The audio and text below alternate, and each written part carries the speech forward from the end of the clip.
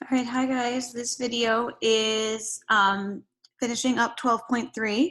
On the other day, what we did was we were talking about composite figures and how we find the perimeter of those figures. So again, a composite figure is a figure that's made up of multiple squares and rectangles. So if I'm looking at this, I can see that I have, if I drew a line right here, I can see that I have a rectangle right here and that I also have another rectangle over here. So I drew a line and I just broke it up into two. We did last week, we talked about how to find the perimeter of this. Today we're going to talk about area and how we find the area of these figures. But just a quick reminder to do the perimeter, the first thing that you have to do is find the unknown side. So I see that this one is 7. I need to figure out how long this one is right here. I stop and I look at what I know. So I see this whole line is 9, and I see that this one is 5. If this line is 5, knowing what I know about rectangles, then I know opposite sides are equal, so then that would be 5. If I know the whole thing is 9, then I can figure out that 9 minus 5 gets me to 4, and then I know that that side is 4, and then I can continue going and see what other sides I need to find. Again, this side has a tick mark, so if this side's 7, then I know that this side's 7. I see that this side's 5. I see that this side's 11. I can come down this side, I see that it's a 7, and up here is another tick mark, so I know that this side's 11, then this side is also 11. And then I also have this little CB right here, which I can't forget about when I'm doing perimeter. So if I know that, again, DE over here is 4, and I see that this is broken up, and I can figure out that this is a 2 because 5 plus 2 gets me to that 7, then I know that CB is 2. If I were going to add this up, I'm just going to use my calculator just because it's hard for me to write using my mouse, but I'm going to go through and tell you what I would type into my calculator to make sure that I have it.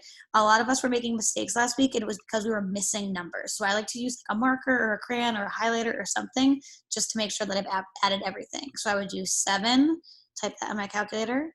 This is 4 plus 4, and then this is another 7, 7 plus 5 plus 11 plus 7 plus 11, whoops, sorry, and then plus this 2 right here, and then I've gotten everything, and I see that my perimeter of this is 54,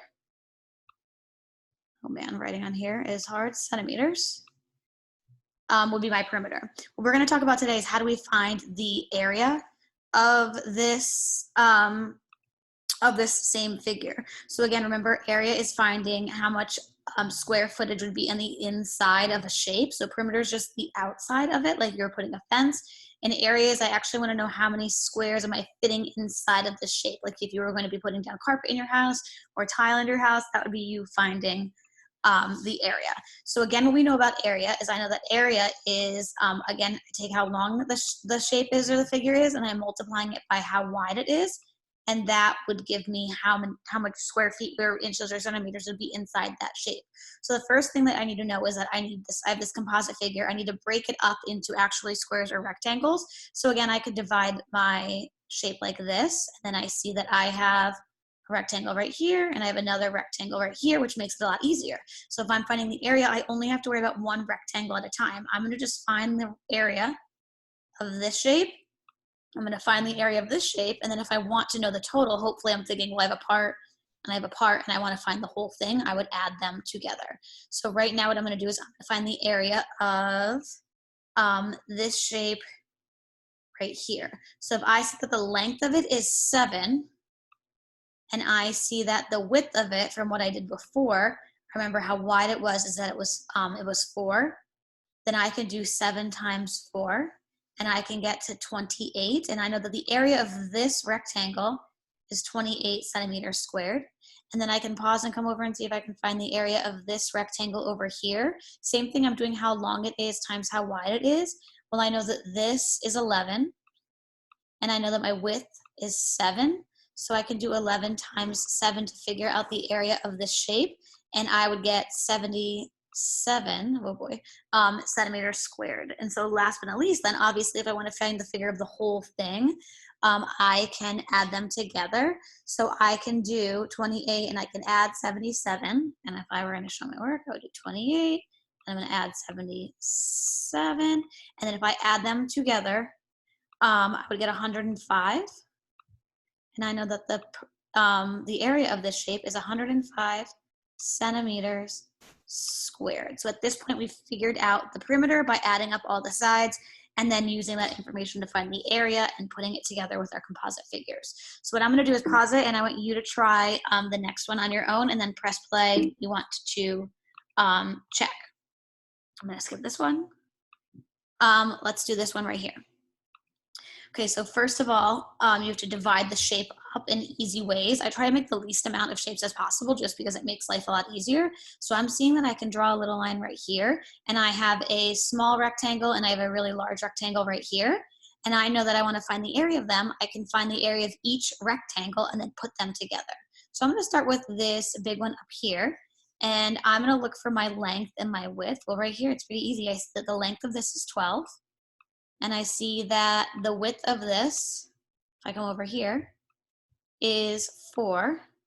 And then again, if I want to do 12 times 4, and I'm fine if you use a calculator for these problems, I'd rather you focus on understanding of the content and not have to be so stressed about the computation. So if you do 12 times 4 and you get 48, then you know the area of this is 48 feet squared.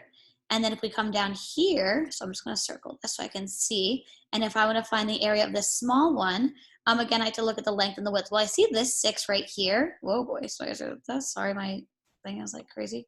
This is 6, and then I need to figure out the width. Well, if this is 5 and this is 6, that's 11. But I see the whole thing is 12. So obviously this has to be a 1. And that's pretty easy. 6 times 1, that gets me to 6. So the area of that one is 6 feet. And if I were going to add this together, I would do 48 plus 6. I know 8 ones plus 6 ones is 14. I'm going to regroup my 10. And I have 4 plus 1 is 5. And my total will be 54, but I don't want to forget my labels of feet squared or 54 square feet. And again, if I were going to find the perimeter of this, I would just have to add up all of the sides. So again, perimeter. Again, I would be adding 4 plus 6 plus 6 plus 1 plus 6 plus 5 plus 4 plus 12, and that would get me the perimeter of that shape on the outside. I'm adding up all the outside lines. All right, we're going to do another one. I want you to press pause, try this one on your own, and when you're ready, press play.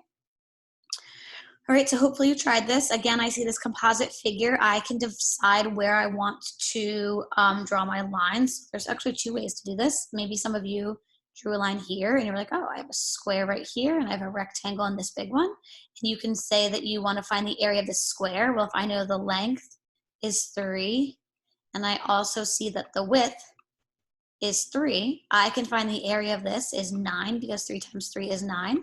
And there's my first area of that square. For this rectangle, I can see that the length is 8.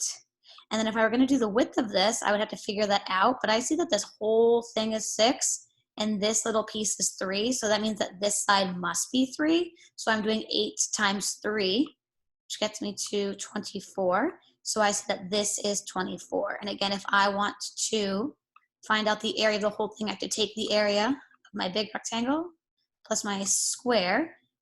And I know that if I add these together, I would get 33 miles squared for that.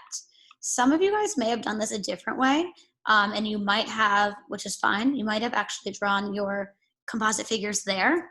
And then you kind of have 2 similar sized rectangles. So for this one, I would do the same thing and I should get the same answer. It doesn't matter. But my length is 6 and my width is 3. And I see 6 times 3 I know is 18. And then for this one, I see my, I actually have to figure out both my length and my width here because this whole thing is 8. I see that this side is 3. So if the whole thing's 8, I have a 3 that's a piece. 8 minus 3 is 5. And then same thing here. I already figured out that this was 3 because 3 plus 3 is 6. And 5 times 3 is 15. And I can take these 2 and I could add them together. 8, 9, 10, 11, 12, 13. Oh boy. Sorry.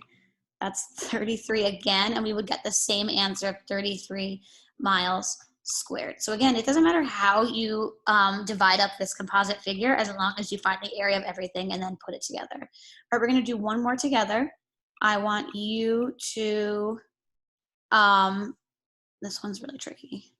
Let me see. Actually, we'll do this one. I want you to pause, and then I want you to try this one on your own, and then press play when you're ready. All right, so again, I see this composite figure, and I can divide this up in different ways. I'm just going to split it right here because that seems kind of easy for me to do. And I'm going to first find the area of this rectangle. I see my width, and I see my length is 7.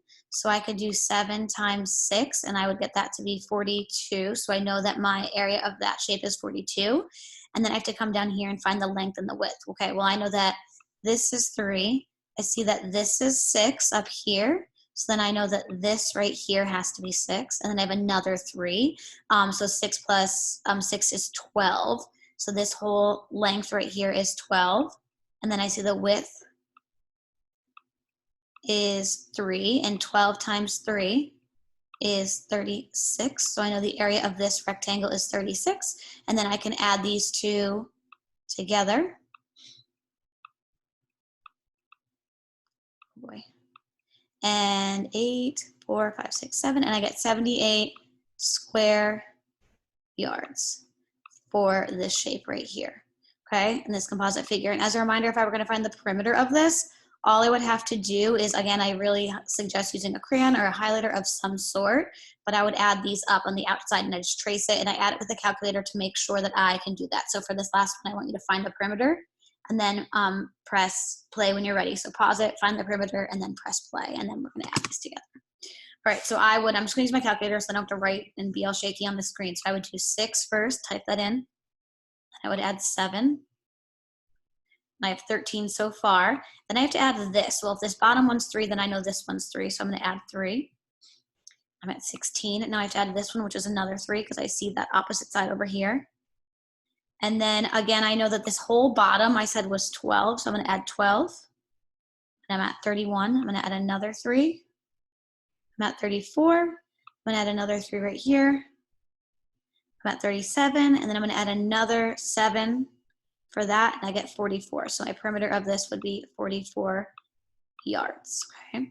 So you right now are going to go to hopefully some workbook pages and extra practice, and there's a video to review those if you are at all confused. I hope this was helpful, and make sure you ask your teacher if you have any questions.